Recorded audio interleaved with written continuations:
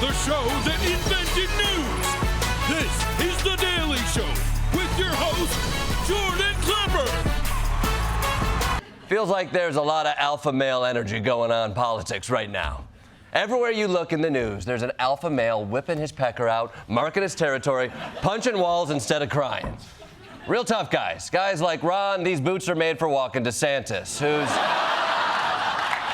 down in Florida waging war on a cartoon mouse. This morning, the ongoing feud between Florida Governor Ron DeSantis and Disney is intensifying. DeSantis now floating the idea of the state developing land next to Disney World. Come to think of it, now people are like, well, what should we do with this land?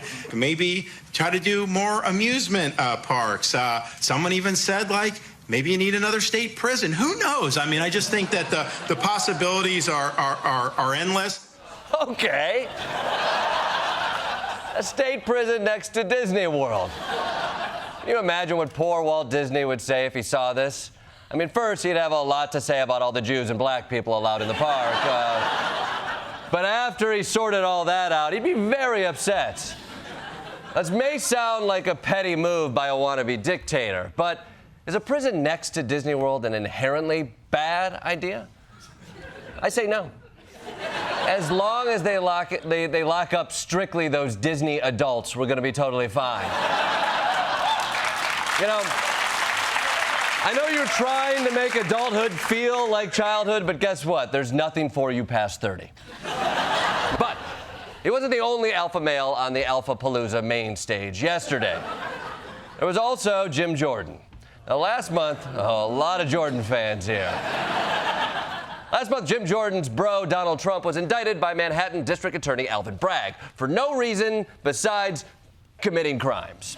But Jim Jordan wasn't going to let that stand. That's why yesterday he went after Alvin Bragg in Bragg's own backyard right here in Manhattan.